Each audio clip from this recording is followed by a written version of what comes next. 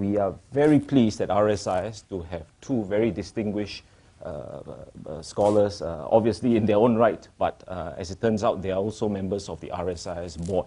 So they're here for the board meeting, but we have decided to tax them just a little bit more by asking them to share their thoughts on some of these issues. The title is US-Asia Relations, the next 4 years and beyond. So we discussed the division of labor. So what will happen is Professor Michael Brown, who is from the Elliott School of International Affairs in George Washington University in Washington, D.C. He was formerly the dean there, but he has relinquished those duties and now is a professor there. Before that, he was from the IISS in London, and he's written extensively on a number of issues, U.S. foreign policy, ethnic conflict, and he will sort of get us off the ground with some thoughts on the Trump administration, the incoming administration, the composition, who the main actors might be, as well as the broader issues of how a Trump administration might view the world, if I can put it that way. And then, so for 15 minutes or so, then we move over to Gill, who is currently at ANU, Australian National University, formerly from the University of Sydney. And before that, he was heading SIPRI over in Sweden. He was the director there. He an eminent scholar on China and Asia-Pacific security. He will share with us some thoughts on U.S. Trump administration policy more specifically, or what it might look like or might not look like in the Asia-Pacific. So without further ado, can I invite Mike to the podium, please? Okay.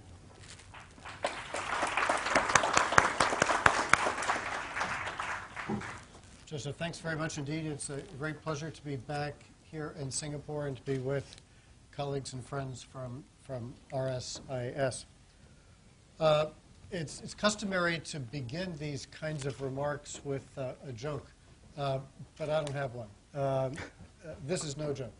And I think the issues that we're looking at and the possibilities that we're contemplating really are extraordinarily serious. Donald Trump's election was a staggering surprise, I think, to most people in the U.S., possibly even to the Trump campaign itself. And as a result, a lot of people now are scrambling to figure out just what we can expect from the Trump administration in foreign national security policy. There was a recent RSIS commentary published by RSIS, which I thought was just an excellent analysis of the uncertainties and potential volatilities that we might expect. And I'm tempted just to read his paper, but instead I think I will try to build on that and to look in a little bit more detail at some of the things that might be going on. Now, as some of you might recall, I was here in April 2016 as an RSIS visiting scholar, and I gave a lecture last April on the campaign and the candidates and what their views might be. And at the time, the Republican nomination had not yet been finalized. And I was looking back over my notes on Trump just to see what I had said, because I knew some of you at least would remember it. And this is from my notes from last April. I described Trump as an isolationist who was talking about building walls and possibly even disengaging from the world, a mercantilist who had a simple-minded view of international relations and international economics and trade, a nativist whose views were racist, bigoted, and misogynist. I described him as uninformed, simplistic, vacuous, inconsistent, impractical. Many of his policy goals were unachievable. I also described him as radical, but not in a well-considered way. A lot of his suggestions were illegal, unconstitutional, immoral, contrary to American values, stupid, counterproductive, damaging to U.S. national security, dangerous to the U.S. allies and the world. I described Trump personally as bombastic, pugnacious, and adolescent, and I raised questions about his personal character, temperament, coherence, judgment, and mental stability. I'll stand by all of that. I haven't learned anything over the last 9 months to change that baseline view of Donald Trump and his positions. In fact, over the course of the campaign, he really added to that in terms of his bombastic, extremist, vote-getting statements, and I think he also added to the contradictions, inconsistencies, and incoherence that was already on full display even 9 months ago.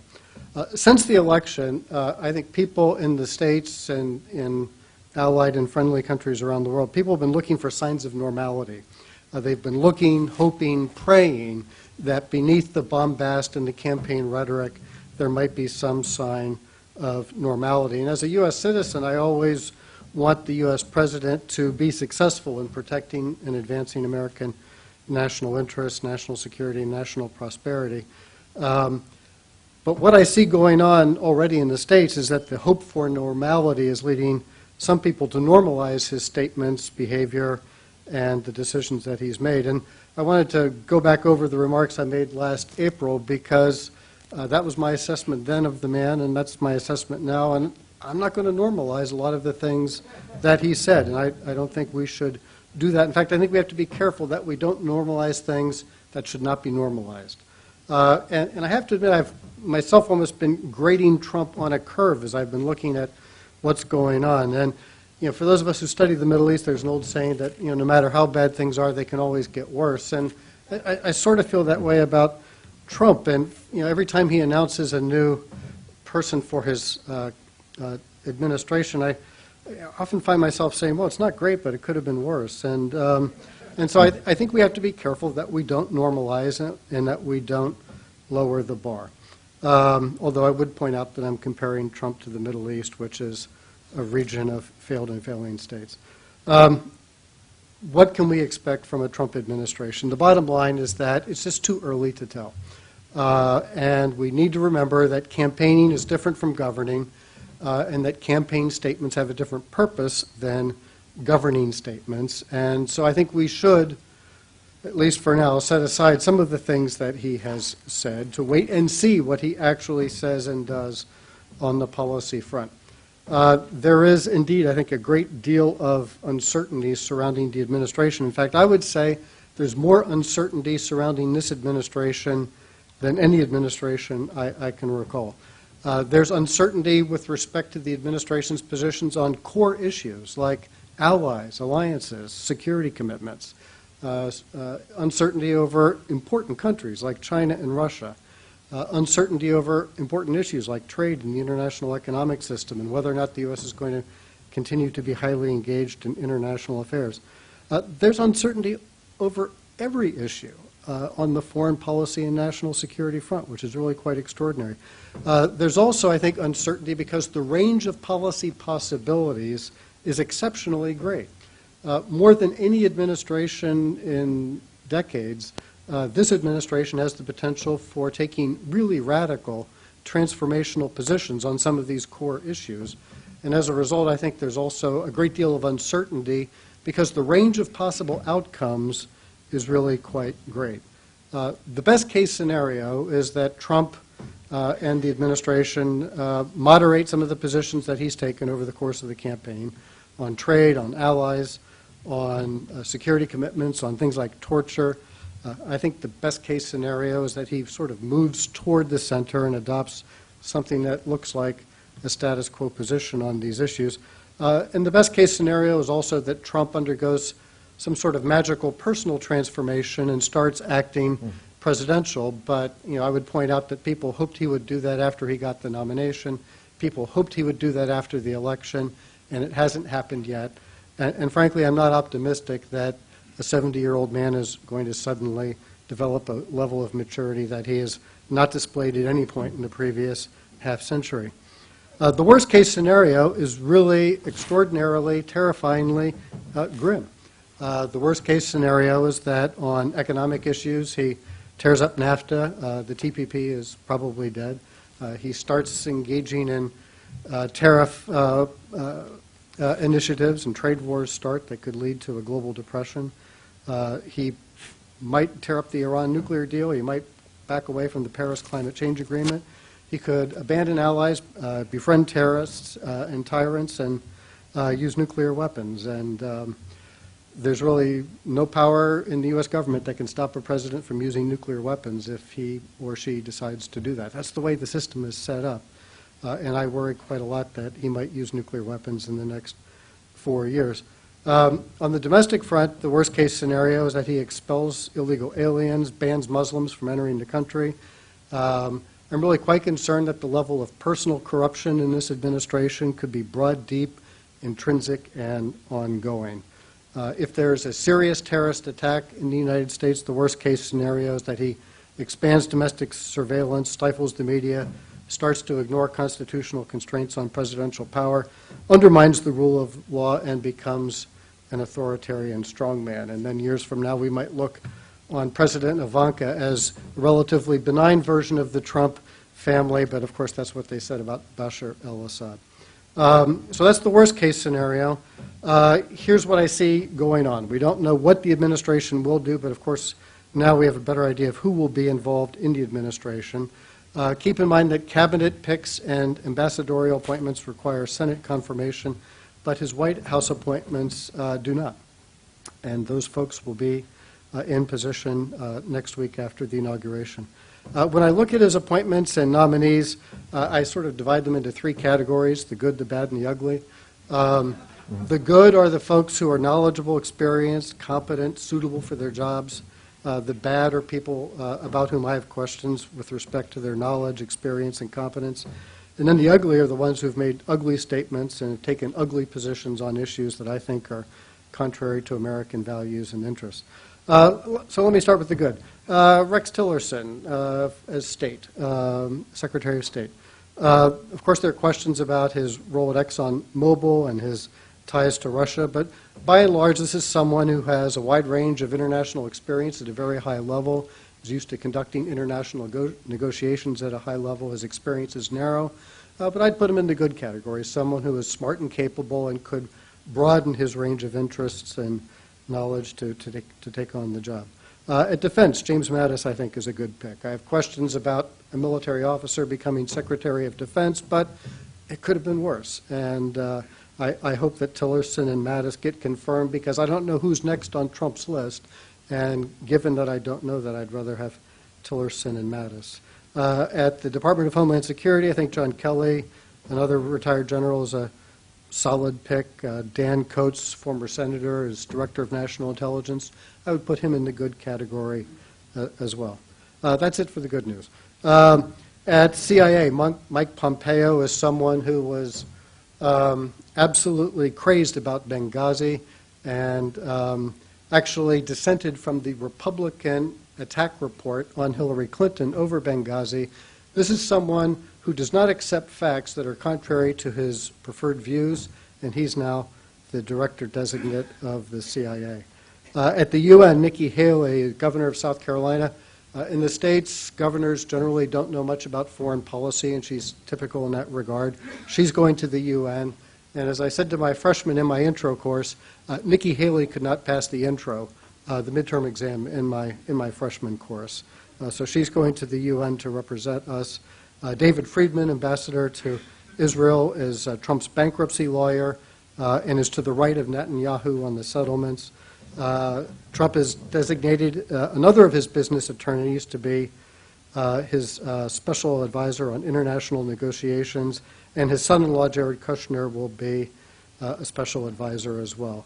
So I would put all of those folks in the category of being people I have real questions about.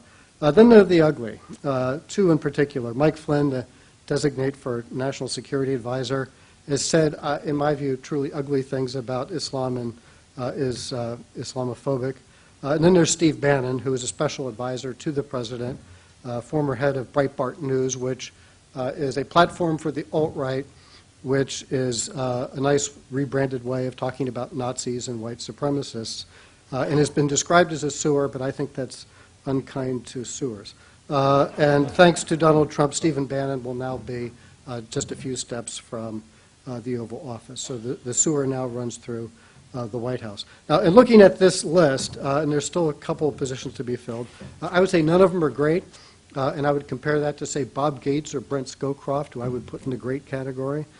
Many of the key appointments are in the bad to ugly category. Ugly appointments, in my view, are rare, but here there are two people who are in key positions who I have very serious questions about in terms of their values and their judgment. When I look at the group as a whole, I see very little cabinet, policy-making, executive branch experience. The military officers have military experience, but not cabinet or policy-making experience. And I don't see a grand strategist in the group. There's no Kissinger, there's no Brzezinski. And I think that was actually one of the weaknesses in the Obama administration, and Obama himself essentially became strategist in chief. But it really does require a lot of experience, a lot of knowledge, and it's a full-time job. And being the president's a full-time job. So when I look at who might play that role, Mike Flynn, head of NSC, might, but you know what category I am in. I don't think he's a strategist. I'm not even sure he's a good manager. And that leaves it to Trump, Steve Bannon, and Jared Kushner, and I would not put any of them in the good category. So looking ahead and looking forward, what I'm looking out for, first of all, looking at Trump himself, people often say that Trump's views are vague and constantly changing, but there are several things that he has said over the years where there's really quite a lot of consistency. They're long-held views that are pretty well established in his own thinking. One of them has to do with the U.S.'s role in the world and the U.S. disengaging from the world to a very large degree. I don't think Donald Trump has much appreciation for the value of international order and what it means for the United States. So U.S. disengagement is something that he's talked about quite a lot over the decades.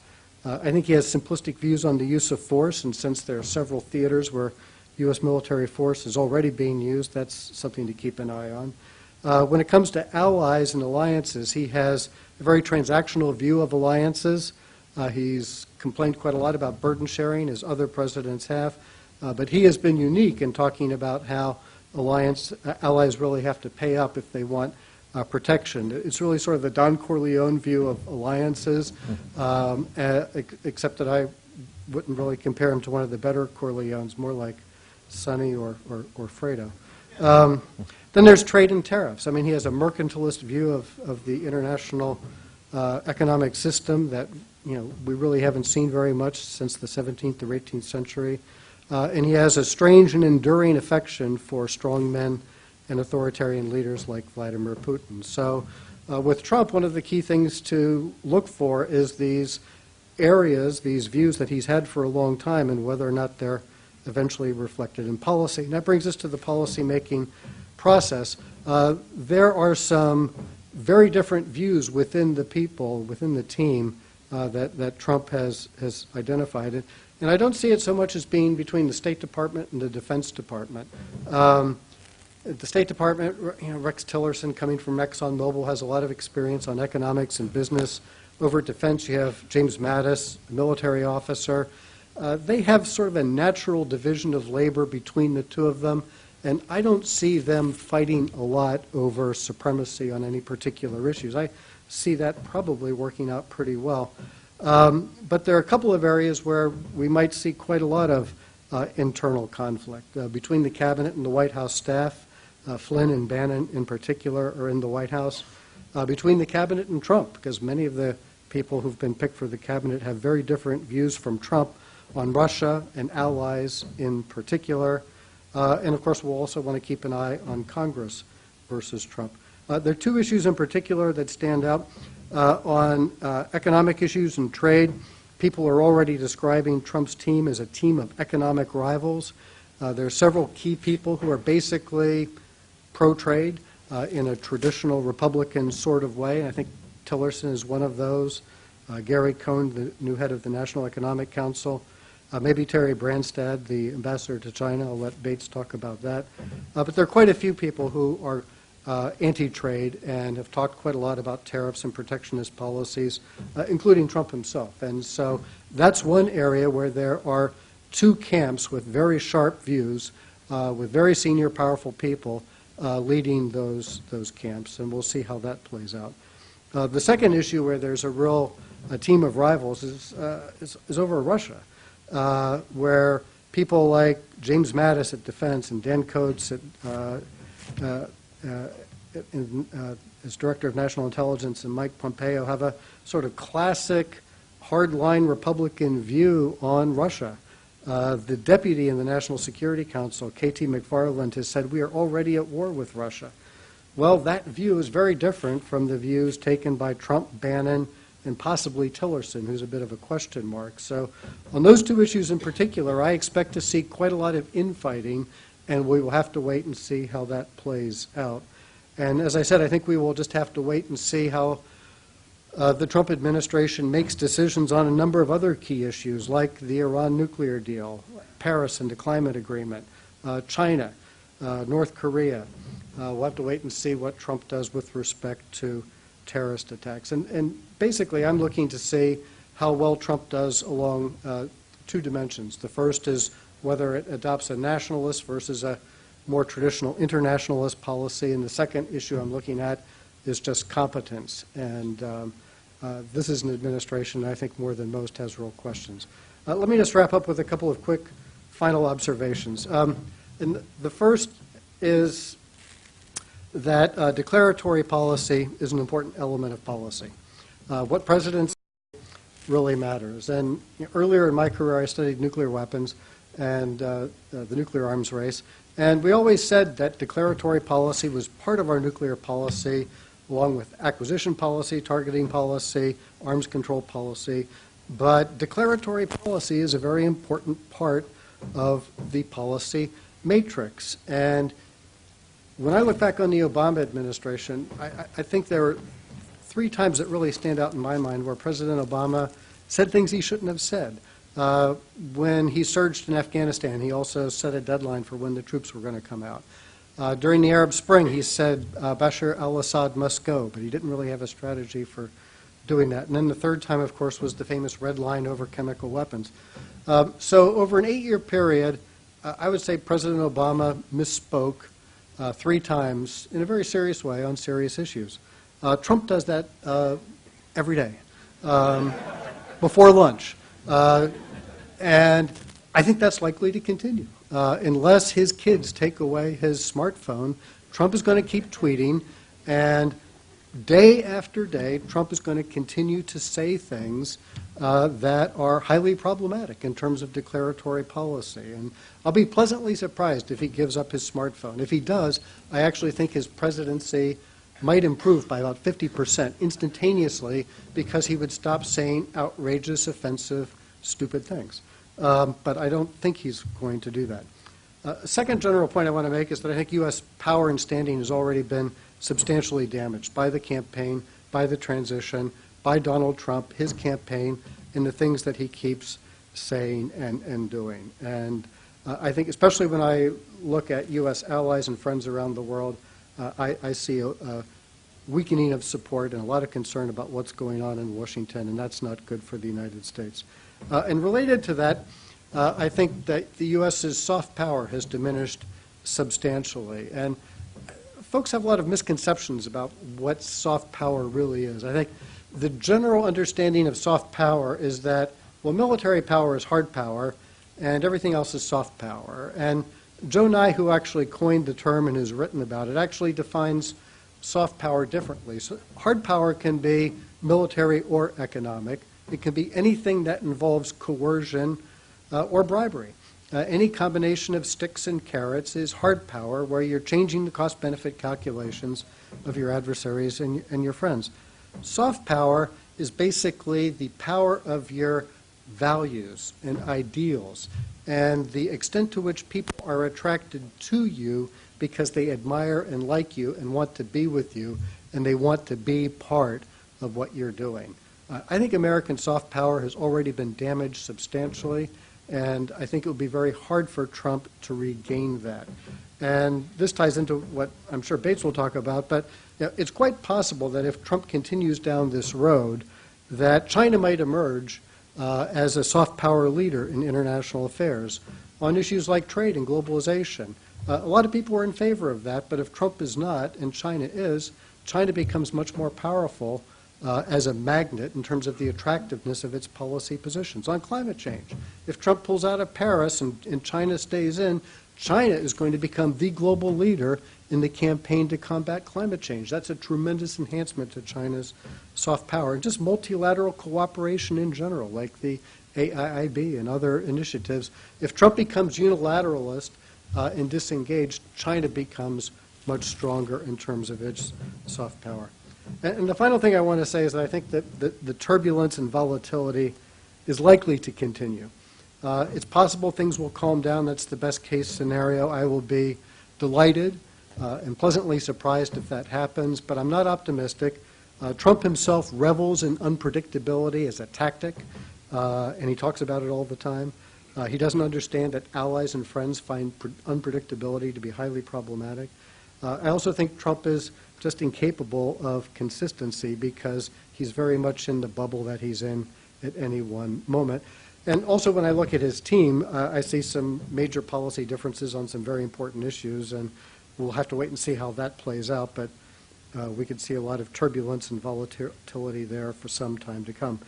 If turbulence and volatility becomes the defining characteristic of this administration, that will have a huge negative impact on a lot of things. The U.S.'s standing in the world, U.S. credibility, the U.S.'s ability to provide strategic reassurance to allies and friends in Asia and Europe and elsewhere around the world. It'll have a huge negative impact on world order because steady U.S. engagement is really a key to global order, the global economy, and global security. And so, when I look at 2016, I have to admit I'm kind of reminded of 1991. In 1991, and I'll wrap up here, two big things happened in December 1991. The first was the meeting in Maastricht where the leaders of the European Economic Community agreed on what eventually became the Treaty on European Union. And then on Christmas Day in 1991, the Soviet Union went out of business. And 25 years later, we see something that's kind of eerie in its parallel happening, the Brexit vote in Europe, and then the election of Donald Trump, where we're just not sure what's going to happen to this superpower, but it could take a real turn for the worse. And I was listening to a song by Leonard Cohen the other day. He's a Canadian poet and songwriter. He died last October. And if you really want to get depressed, listen to Leonard Cohen for a while. But the line that's stuck in my mind that's relevant here is he said, I'm standing on a corner where there used to be a street. And that's the way I feel about U.S. policy right now. Used to be a street, but I just cannot predict that we're going to be on that street. I'm not even sure if that street exists. I hope it does, but I'm just not sure. I think right now we're standing on a corner. Thanks. Good afternoon. Let me join with Michael in extending my appreciation to our colleagues here at RSIS. It's indeed a great honor and privilege to be able to serve on the board of RSIS and to be a part of what is one of the world's great international studies schools. It's a real gem in the crown of Singapore and the region, and I look forward to continuing this great work with RSIS, and I thank you for the opportunity to speak today. Thought I'd break up my conversation about 4 points. First, just a general overview of what I sort of see as what's happening in the region already, with or without Donald Trump. What sort of an Asia is he going to be engaging going forward? Secondly, what do we know, from tweets and other public statements, what do we think we know about what his policy views may be going forward? A few words about personnel, thirdly, what we know so far about their views toward this region. And then lastly, are there any bright spots? Because I think, as you'll probably get from the tenor of my remarks, I am generally quite pessimistic. I join with Joseph and Mike in this view of enormous uncertainty, some of which was already in play well before Donald Trump became president-elect, but which in many respects now is even more problematic, more troubling with his ascension to the White House. So let's first then talk a little bit about the region. As I noted, I think regardless of who is going to be coming into the White House in 10 or 11 days, they were already going to be facing a very, very difficult set of issues in the Asia Pacific. I think it was commonly understood that had Hillary become president, she too would probably have taken a somewhat tougher line toward China, for example. But again, personalities aside, the past year or two has not been good, I would say, for American interests in this part of the world. In part, I think that's America's fault. I think that President Obama did not finish off his Asia pivot, his engagement with the region with a bang, rather more a whimper. And so over the past year or two, a number of challenges were already emerging. Principally, of course, issues such as North Korea. I think we are going into a period relatively soon when North Korea will be able to credibly threaten the United States with the possibility of a nuclear weapon targeting American targets, including possibly even targets on the American mainland. It's already capable of probably delivering on such a threat nearer to its own territory, as in South Korea and Japan. This is a huge problem. And the day when presumably the CIA director or his national security advisor sits him down and lets him know that it's their judgment that such a threat actually exists, it's going to be very interesting to see how he responds, and we just don't know how that's going to take place. But that was a problem already that either Trump or whoever was going to be president had to deal with. We saw in the latter years of the Obama administration, I think, some deterioration as well in relationships in Southeast Asia, in this part of the world. Of course, principally with the Philippines, where the new president there openly slandered and insulted the American president and put relations which had been on relatively better footing in much worse footing. And of course, the relationship between Thailand and the United States has not gone well either in recent years owing to the military coup there. But a lot of the promise, which I think was inherent in things like taking the relationship with Vietnam to a new level, deepening military security and political ties with Singapore. These have been in some ways counterbalanced in unfortunate ways by deterioration in other relationships in Southeast Asia. And of course China. Here too, China has steadily emerged as a far more influential and powerful player in this part of the world, taking a number of steps which have worsened relations, soured relations between Washington and Beijing, most notably, obviously, through its ongoing island building, land reclamation project, steadily trying to establish facts on the ground or facts in the water in the South China Sea, which I think have as their ultimate aim, their long-term ultimate aim, precisely to prevent the United States from operating with relative ease in gathering intelligence information and the like in that part of the world. So where that confrontation may eventually emerge, we don't know, but I think it's on the horizon, and again, it would have been on the horizon for whoever was going to be coming in to the White House. So the United States was already facing huge challenges in this part of the world and in an effort to try to continue to maintain its leadership role. I should add on to that one more issue, of course, is the TPP.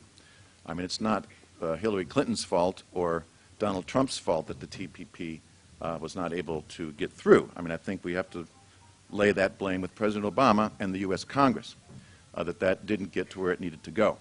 It's the easy work now of people like Clinton and Sanders and Trump to say that it wasn't worth it in the first place. But again, it's an obvious challenge, which this new president, I think, does need to have to grapple with.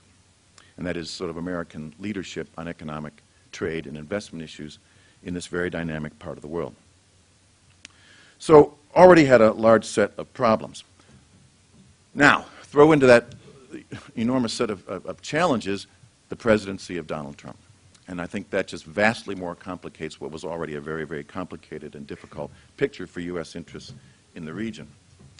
Among the things that he said, of course, over the course of the campaign and over the course of his post-election period, questioning the value of alliances, for example, with South Korea and Japan, saying that he would withdraw from the Trans-Pacific Partnership, stating that on day one he would label China a currency manipulator and impose something like 35 or 45% tariffs on Chinese imports, essentially launching a trade war with America's largest trade partner and emergingly important investor in the United States.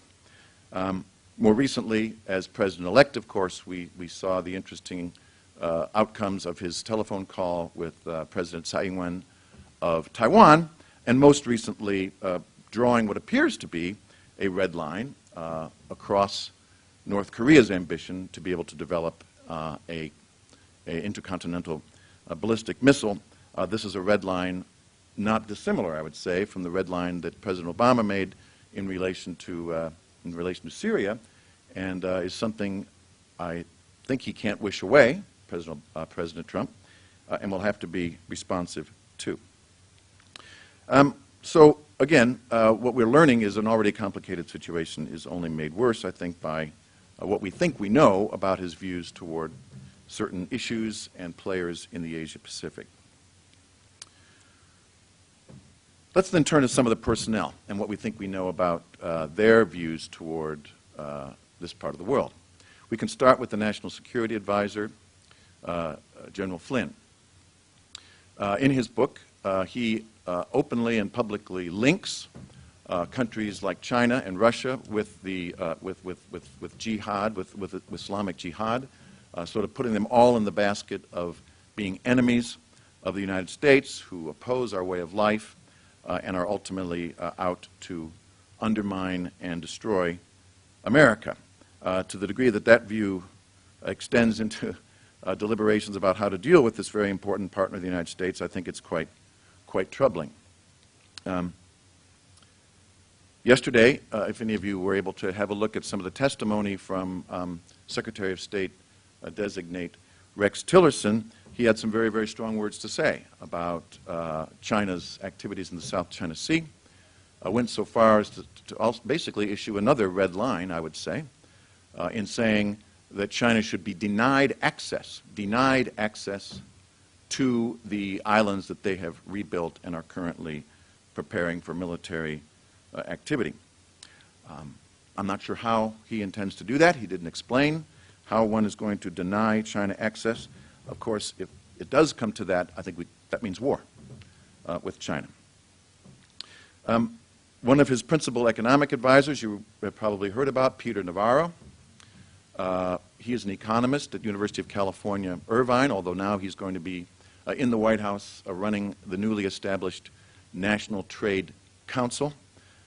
This is a newly established body.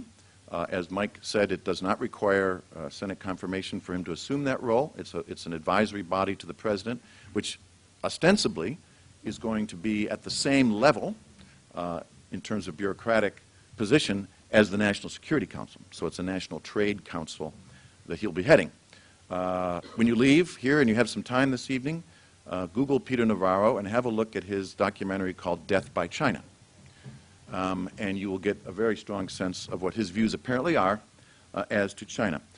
He basically pins the blame for America's economic woes entirely upon China and dates it back, interestingly, actually, to the decision or the entry of China into the WTO back in the 1990s. Without speaking at all about that little thing called the global financial crisis and other subsequent economic challenges which America has faced. So this is troubling. We don't know what sort of a influence or impact he's going to have as yet, but he is apparently one of the, Death by China, the book, at least President-elect Trump has said, is probably one of the few books that President Trump has actually read from cover to cover. Some others maybe point to slightly more positive, slightly more reasonable figures who will have key roles in relation to Asia policy. And maybe this is a way to segue somewhat into the part of my talk where I'm going to say, are there any bright spots here? The one name that has come out that I believe is confirmed is that his special assistant to the president and senior director for Asia in the National Security Council, this was the job that up until about a year ago was held by Evan Medeiros, is going to be taken by a guy named Matt Pottinger. Matt Pottinger was a Wall Street Journal correspondent in China. He has a fair bit of Asia experience. He left that position to serve as a Marine in Afghanistan. And it was in that role, I think, that he came to the attention of General Flynn.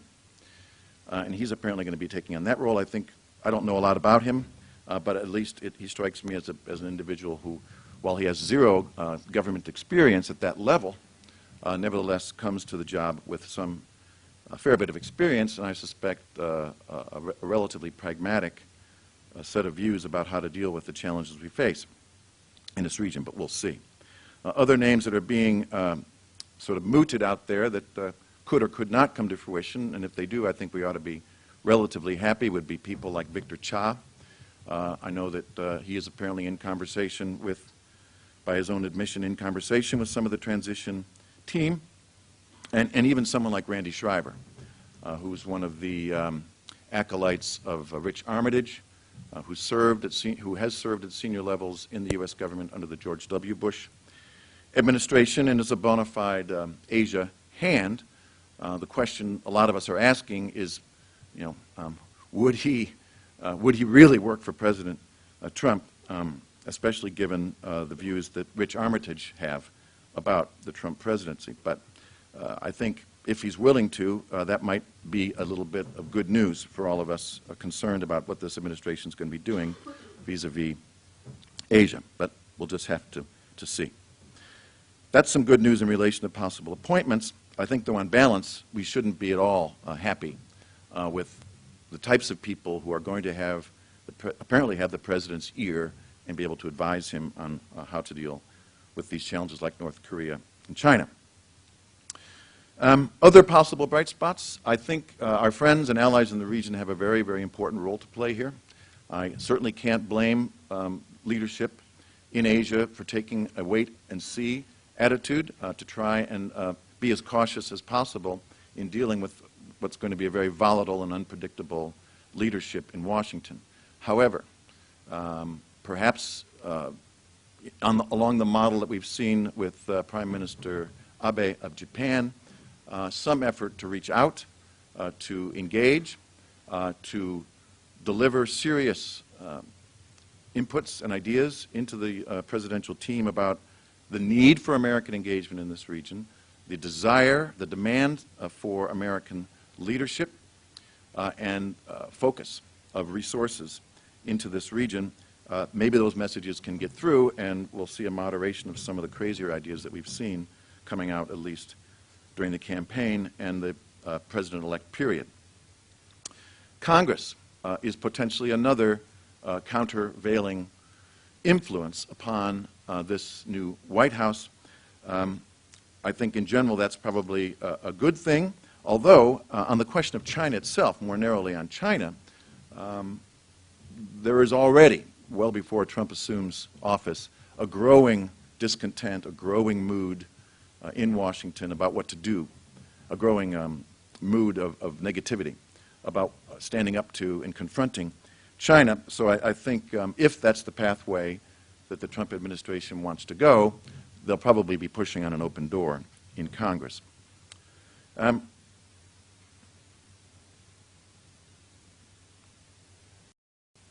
Finally, possibly on the good news, would be to recognize that Trump's ego itself may well come into play in potentially positive ways. What do I mean?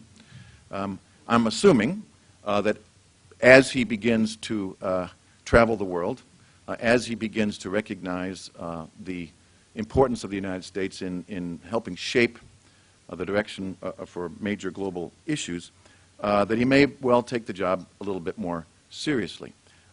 If nothing else, he'll certainly enjoy the pomp and the circumstance and all the attention that he's getting, and one would assume would try his best to put his best foot forward and to act presidential. We'll see. But maybe I'm grasping at straws here at this point.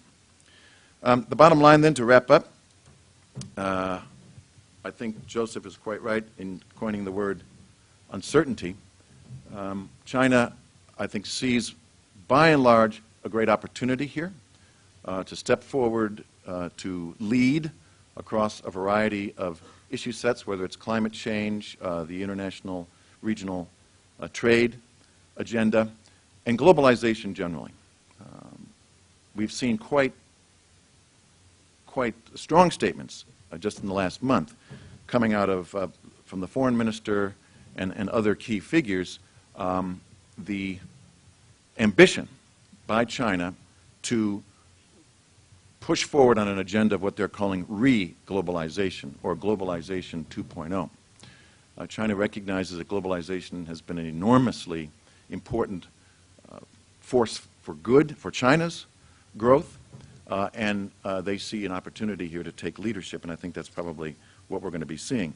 It's my understanding that President Xi Jinping himself has recognized that this is an opportunity for him and for China to take leadership as Europe, as the United States sort of begins to turn inward and more nativist. So the issue there is, how will that be read in Washington? Is this something that a Trump administration is going to be willing to live with, or is it going to be something that they're going to try to resist and undermine? I suspect it's the latter.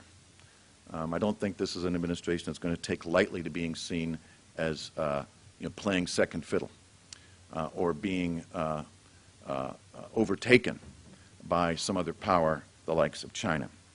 So I can't step away from this podium then in a very positive mood. I think we're definitely in for some very serious difficulties, a lot of volatility, and unfortunately a deterioration, I suspect, in U.S.-China relations, and unfortunately even in America's ability to be an influential and engaged player in the Asia-Pacific.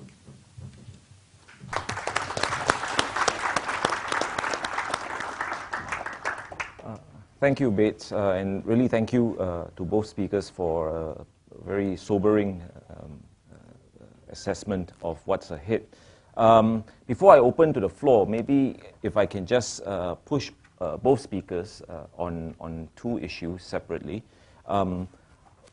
Mike, Bates tried to talk about best case scenarios. You didn't quite mention best case scenarios. You talked about good people or possibly good people, but in terms of best case scenarios, maybe you could share with us what you think is not beyond the pale without using the word impeachment. Okay? And then, for Bates, as a China watcher, I think one thing that a lot of people are interested in is how China is reading all this. So have you got a sense of that? And also the first Xi Jinping summit with President Donald Trump. What do you expect that to be like? Okay. Well, I think Trump himself would probably say that the best case scenario is quite a rosy one, because he has great faith in himself, and I assume he has great faith in the policy pronouncements he's made. So I guess the best case scenario is that he really does make America great again, that he somehow makes it even stronger economically, that he gets annual growth rates up from 1 to 2% to 3 to 4 or 5%. I think at some point that becomes kind of delusional, but the economy gets stronger. By browbeating allies and scaring them, they start contributing more to defense and collective defense efforts, and that the U.S. alliances with allies in Europe and Asia get stronger. On the security front, he might also say, well, we're just going to bomb the heck out of ISIS, and that problem's going to be taken care of. Better relations with Russia, and There have been times when U.S.-Russian relations and U.S.-Soviet relations have been cooperative, and that somehow there's a better recalibration of economic and trade policy with China that somehow works to the U.S.'s and China's advantage. And so I think that's what he would say is the best case scenario for the U.S., allies, friends, and everybody.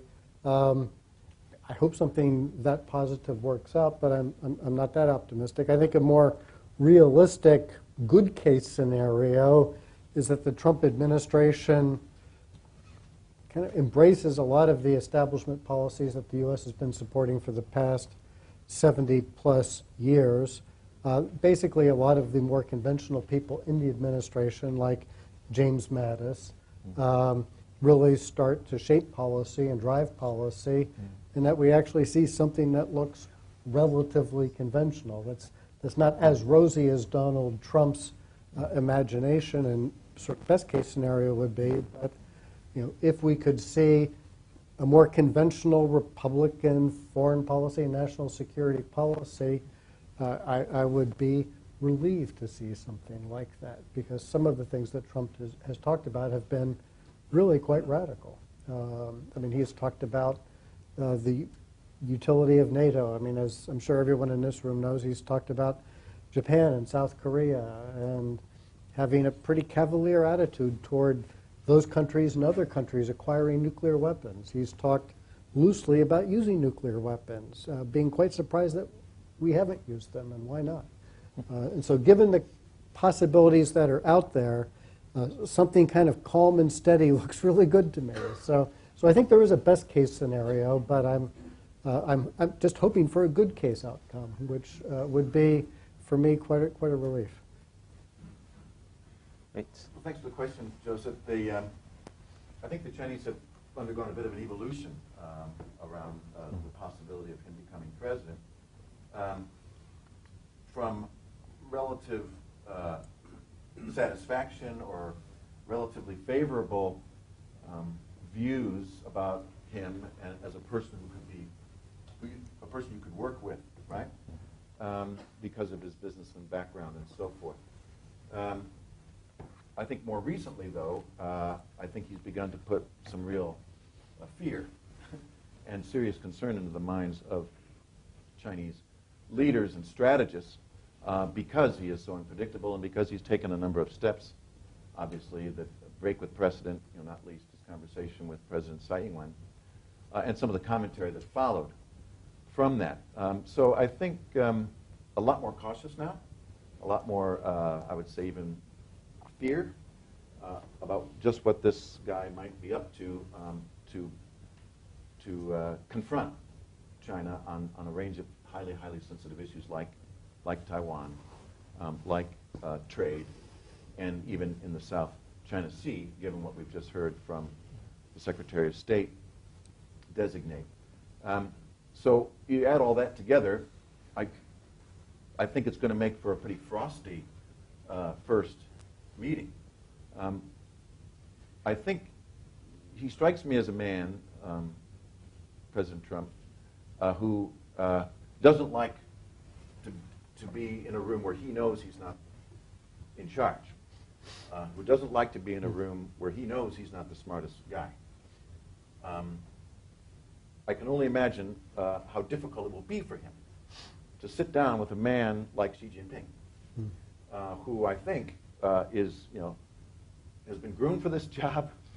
He's a CEO type of China who knows what the hell he's doing. And while he has a lot of challenges, I think he has a lot of reason to be quite confident in himself and in the direction that he's taking China. I think that's going to make Donald Trump extremely uncomfortable. And maybe he'll try to overcome that through bluster, through that sort of an approach to the meeting. But I suspect it's not going to be all that great. And the body language is going to be stilted. I don't think we're going to see any shirt sleeve summits and happy talk.